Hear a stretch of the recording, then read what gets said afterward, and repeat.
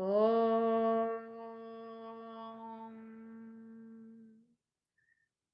Om Sahana Vavatu Sahanau Bhunaktu Saha Viryam Karavavahai Tejasvinavadhitamastu ma vidvishavahai. Om Shanti Shanti Shanti. Samasta Jana Kalyane Niratam Karunamayam Namami Chinmayam Devam Satgurum Brahma Vidvaram. Okay, so we are in the second day of Virtues Over Virus. I'm going to share the link of the chant that I played before this class. Some of you have requested, so it's on chat. So you can play it in your homes if you want to play and if you want to listen to it.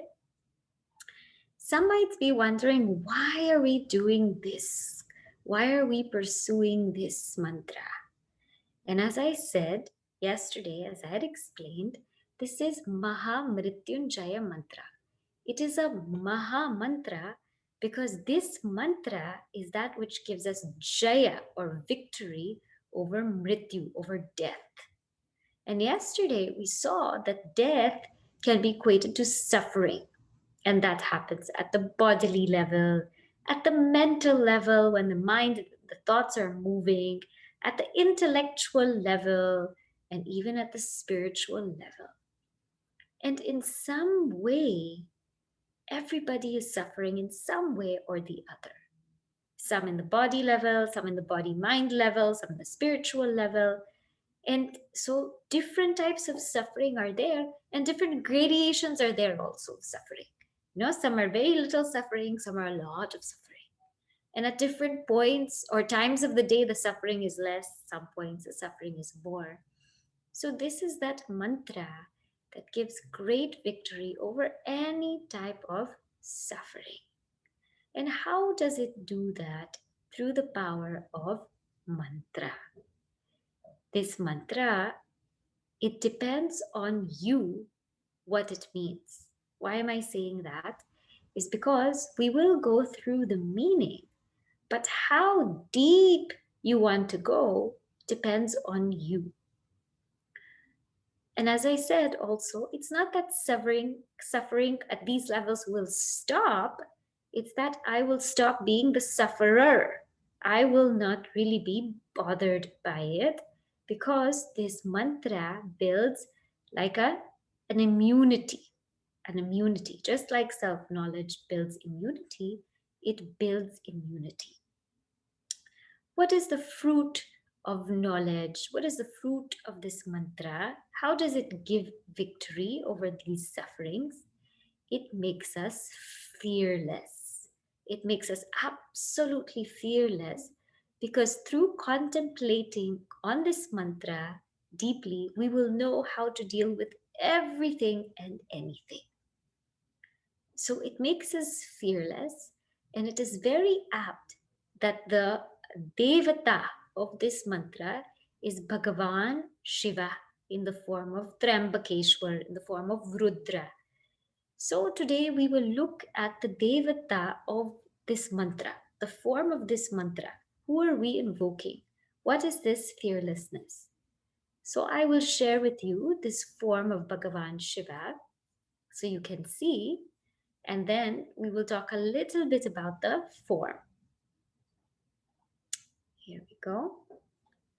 So this is the form of Bhagavan Shiva that we invoke in this mantra particularly. So you can see this form is very beautiful.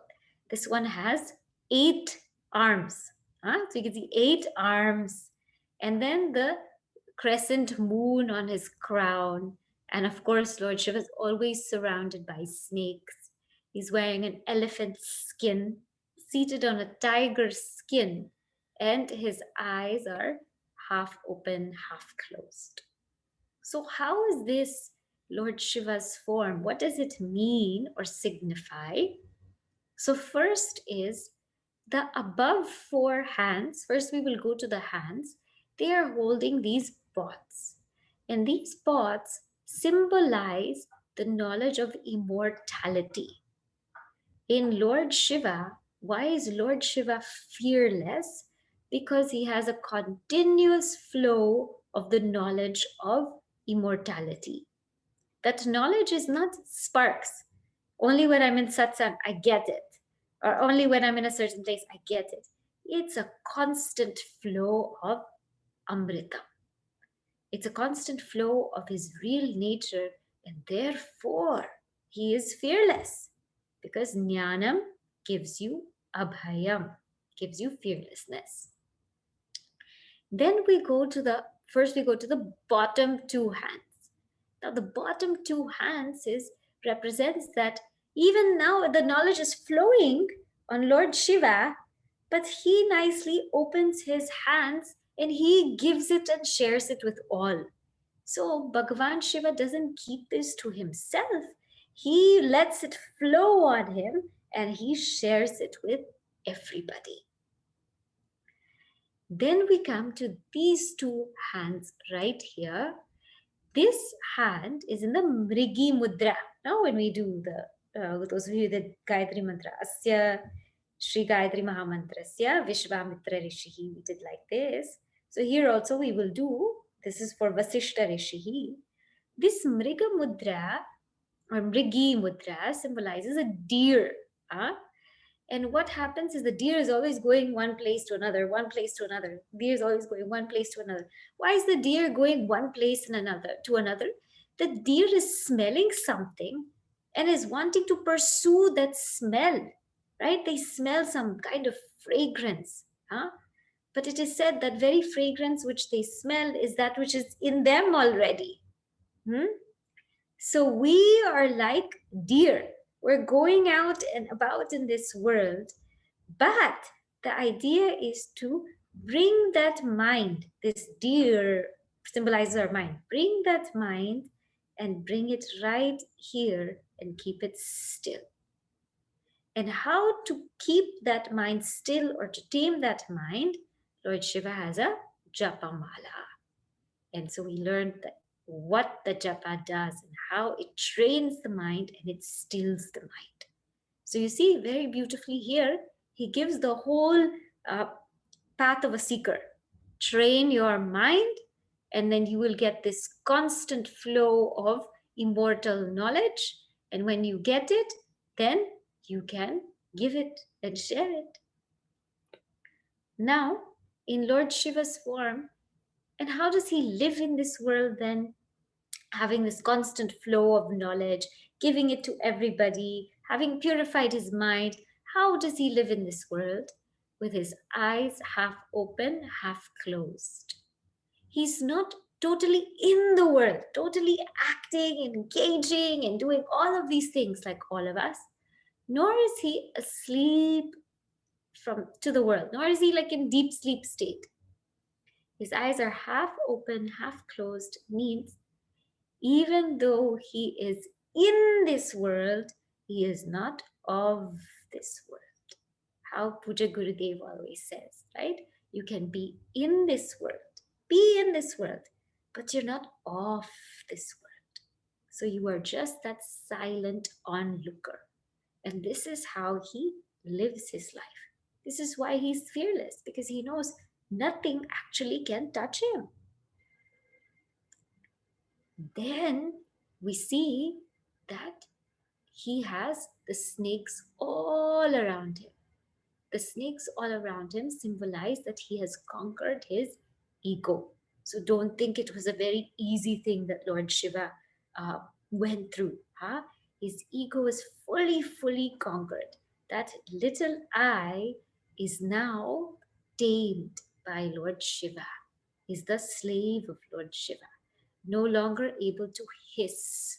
We say, so to say, that that snake has lost its venom, because when one gains knowledge, that ego is still there, but it's a falsified ego. Huh? So that snake is still there, but it has lost its venom. It has lost its I-ness. This is Lord Shiva's snakes. Then he wears an elephant skin. Why does he wear this elephant skin? To show that he loves his bhaktas.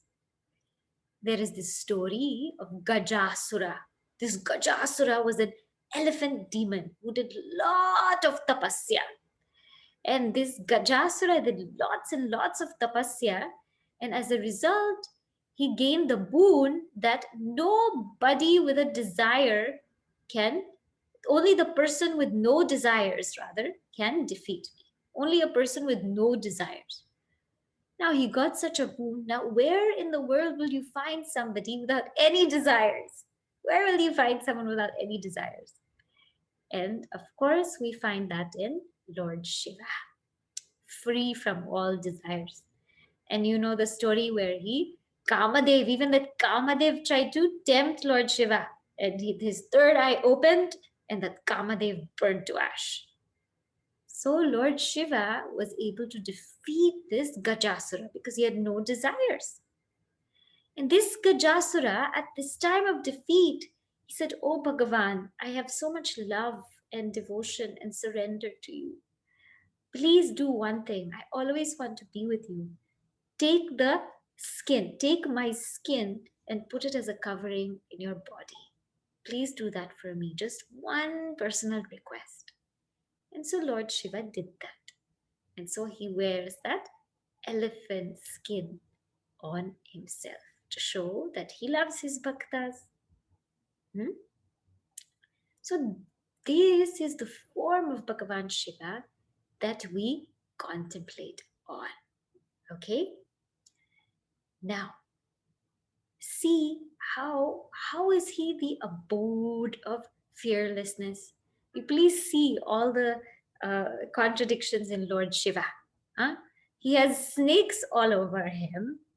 He has ash in his body, this cremation ash. His neck has poison in it, right?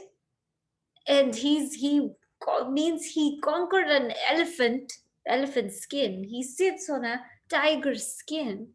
If you look at all of that, and plus, who is his companions? Bhuta Preta.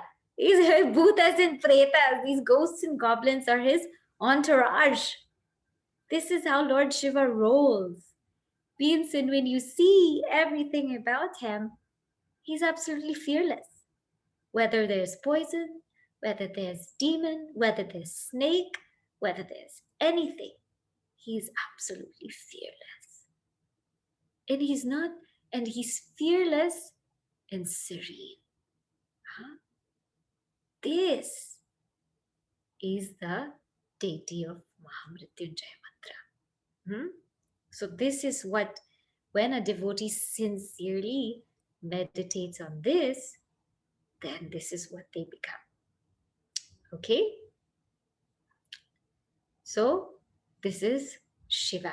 Now, if you have a question, please put it on chat and then I will answer. Okay? If I know the answer, of course.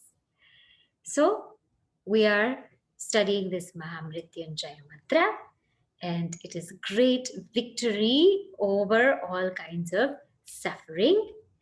And how and who do we meditate on to get this great victory over suffering? We meditate on Lord Shiva in that particular